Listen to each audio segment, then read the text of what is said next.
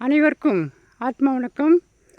ஞானபிதா பாரம்பரிய மூலிகை மருத்துவத்தின் சார்பாக இன்றைக்கி நிறையா பேர் நெஞ்சு வலிக்கு, அதாவது மார்பு வலின்னு சொல்லி நிறையா வராங்க. மார்பு வலின்னு சொல்லி வரும்போது நமக்கு கல்லீரல் சம்மந்தப்பட்டதாக இருக்கும், அல்லது பித்தப்பை பழுதடைஞ்சாலும் பாதிப்பு வரும். நுரையீரல் சம்மந்தப்பட்டதுனாலும் சரி, இருதயம் சம்மந்தப்பட்ட இதில் அடங்கும். இதில் எந்த உறுப்பு பாதிக்கப்பட்டாலும் இதெல்லாம் முக்கியமான உறுப்புகள்.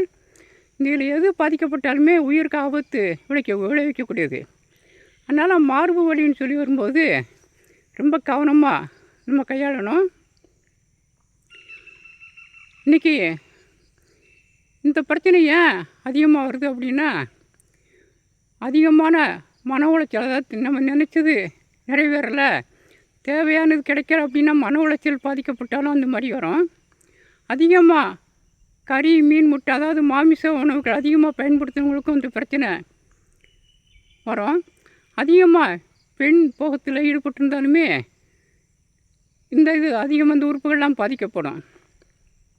இப்படி நிறையா காரணங்கள் இருக்குது. இருந்தாலுமே இருதயம்னு எடுத்துக்கிட்டோம்னா, இன்றைக்கி மாரடைப்பில் நிறையா பேர் மரணம் முடியுது நம்ம பார்த்துக்கிட்டு தான் வரோம். அப்போ அதுக்கு நம்ம எளிமையான மருந்துகள்லாம் நம்ம நிறையா சொல்லியிருக்கோம். அதில் முக்கிய பங்கு வகிக்கிறது இருதயத்தை வலுவுண்டாக்குறதுல சிரிங்கி பஸ்பம் அதிகமாக முக்கியத்துவம் வகிக்குது. அந்த சிரிங்கி பஸ்பம் எப்படி தயாரிக்கும் முறையெல்லாம் நம்மளுடைய வீடியோவில் இருக்குது. ஏன்னா சிரிங்கி பஸ்பம் பல முறையில் போட்டாலுமே இந்த இருதயத்துக்கு வரும்போது ஒரு முக்கிய மருந்துகள்லாம் நம்ம சேர்த்து அதை தயாரிக்கணும். அதே மாதிரி ஒருப்போடு, அதாவது வெள்ளைப்பூடிலே ஒரு போடாக இருக்கும். அது அதை பாலில் வச்சு சாப்பிடலாம், இல்லை சுட்டு சாப்பிடலாம், இல்லை லேகியமாக சாப்பிடலாம்.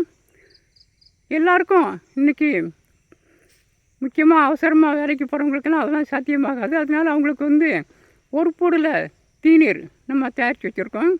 அது மாதிரி ஒரு போடில் லேகியம் இருக்குது.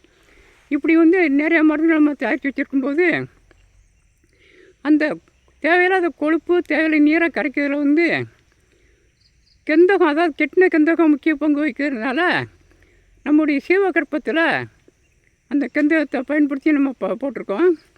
அந்த சீவகற்பம், ஒருப்பூடு தீநீர், அது மாதிரி ஒருப்பூடு லேகியம், சிரிங்கி பஸ்பம், அதே மாதிரி மருந்து. ஏன்னா அந்த கெந்தகம் கூட மருதம்பட்டை சாம்பல்லேருந்து தயாரித்ததுனால இந்த மருதமரம் முக்கிய பங்கு இதில் வகிக்கு.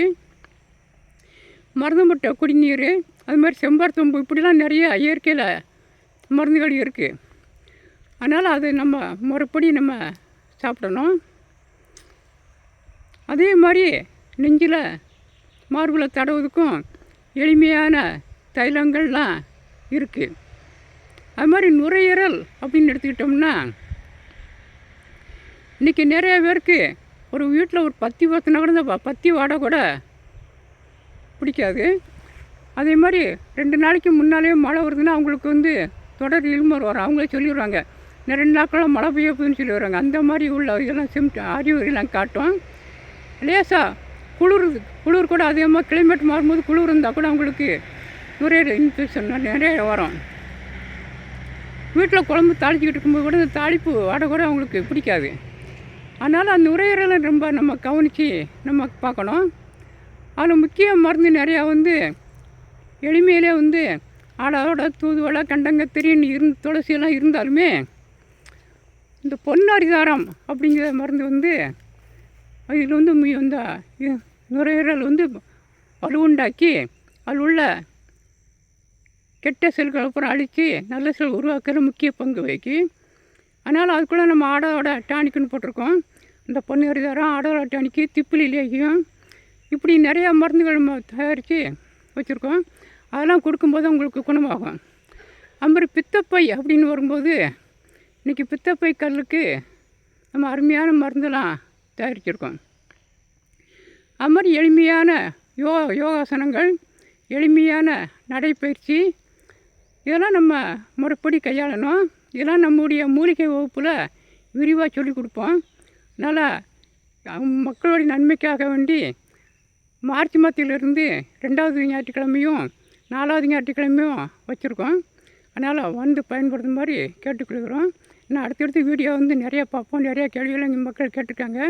அதனால் தினம் ஒரு வீடியோவை போட்டுட்டு வருவோம். நன்றி, வணக்கம்.